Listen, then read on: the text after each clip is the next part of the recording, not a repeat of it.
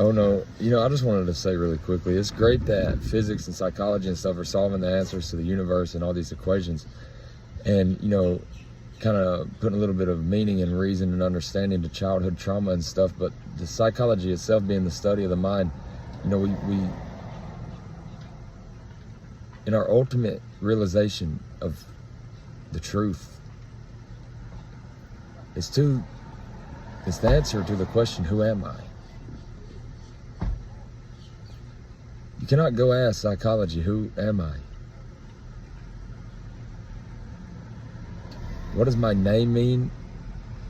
Psychology cannot take you to yourself. How is it?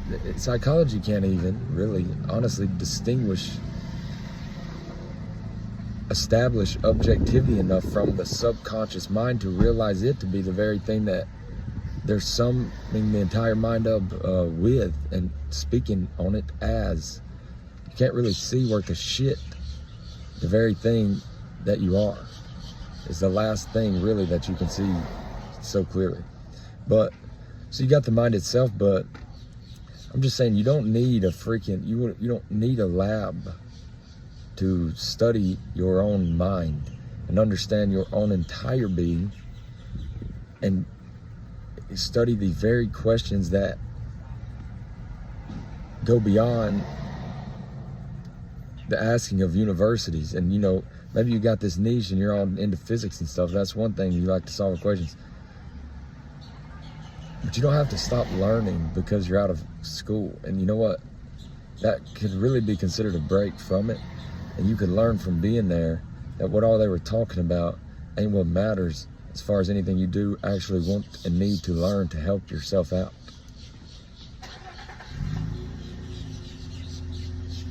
Are not things that at the end of the day you're going to find flipping through a psychology textbook, unless it's on the backside of realizing that you're not finding anything worth the shit to help you and to put it down. It's great for kind of building placeholders in your mind to understand these things long after you dive into them yourself, because the understanding it provides you is not suiting you maybe to pass a test, but not when the truth of the questions that they are tending to arise within you naturally. Who am I?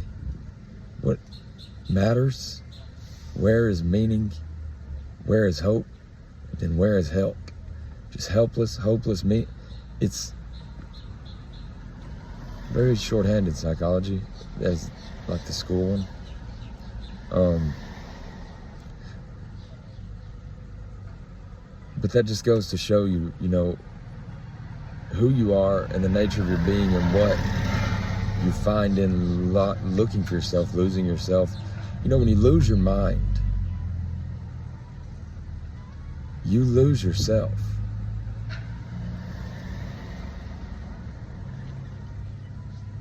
The self as we use it and the mind as we use it are synonymous, being the subconscious mind that we're referencing. When I say the mind, it's the subconscious mind. When I say yourself, it's your identity that's seated in the subconscious mind.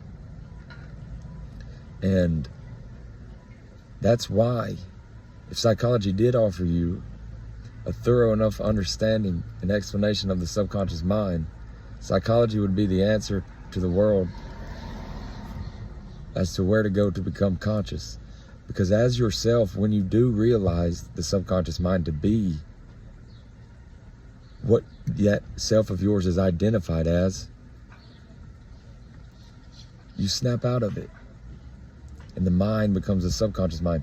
The self becomes something of yours. And, the split and divergence happens. That is really seen as the conscious and subconscious mind, where you're now looking at this subconscious mind through the lens of the conscious mind, and that is looking at your lower self through the lens of what you would call your higher self. But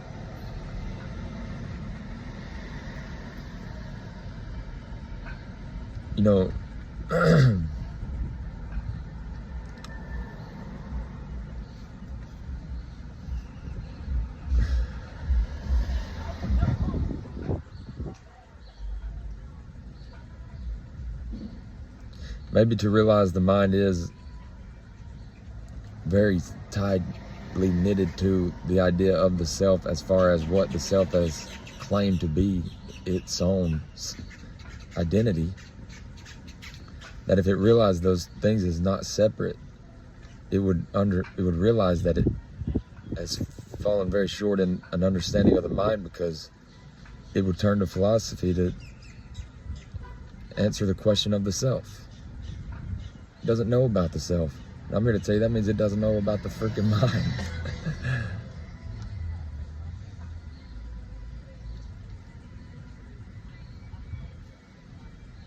Philosophy doesn't know about the mind, and then it doesn't know much about the self. You know, a very elusive character in both of those subjects is the self, and that's the truth of its being, your being. But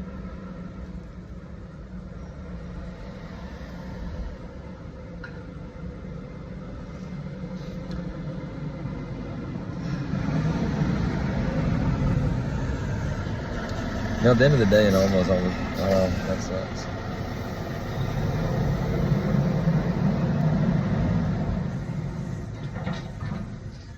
You know, I have a lot more to offer as far as if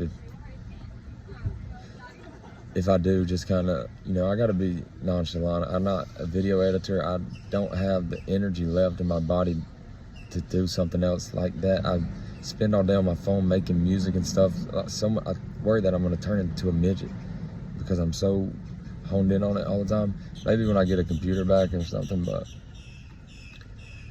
you know, it's every time I try to just cut it right at the end of my last word and stuff, that as soon as I do, what I was trying to say comes together.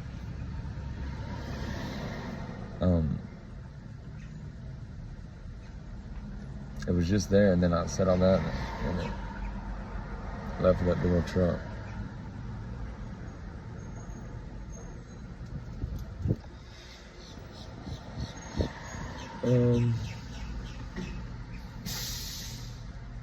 Oh yeah, I was gonna say, dude, I kind of approach this, I don't even, you know, there's not enough people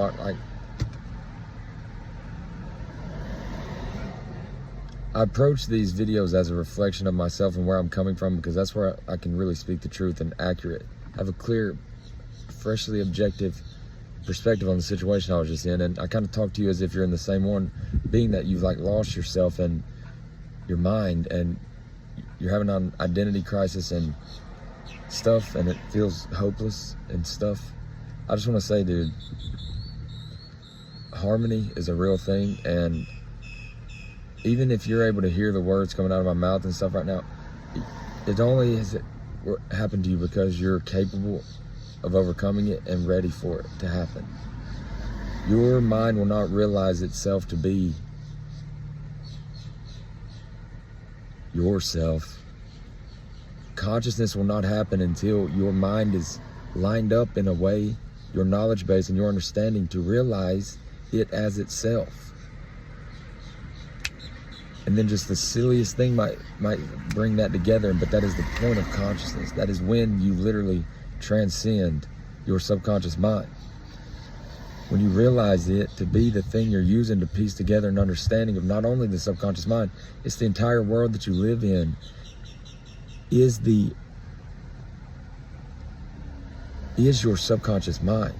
Any meaning in it, what means anything to you, is telling you your subconscious mind.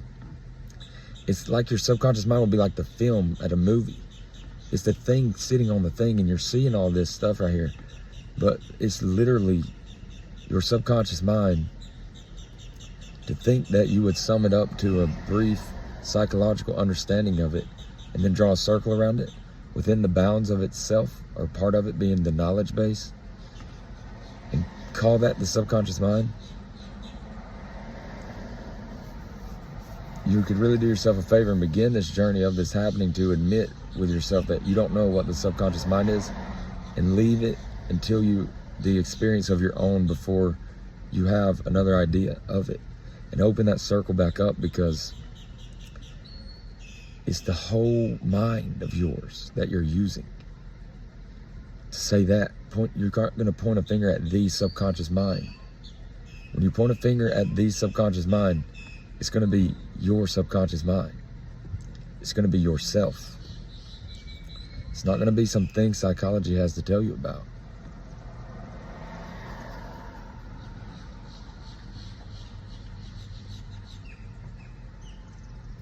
And just know, dude, if I just make no sense to you, I mean, I hate to tell you it's because it's going slap over your head, but that's fine and that's good. And that you're not here still listening. And if I was making just enough sense that it was starting to wake some up inside of you and you didn't like to hear it, maybe you're not still here listening either. But if you are still here listening, I mean, I don't know, maybe you think I'm good looking, or it's because you're ready to take on this battle of transcending your subconscious mind and shifting into a conscious state of being. And you will realize that to be what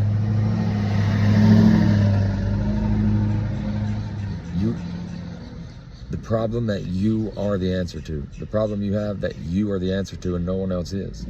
And just confronting the questions that arise within yourself. Maybe that's what you're trying to do, is answer one of them right now, and you stumble across this. Is the answer and is how you move along and through this. Only you can do that with yourself, but sometimes it just feels like it's impossible. But if it was, you wouldn't have found yourself here.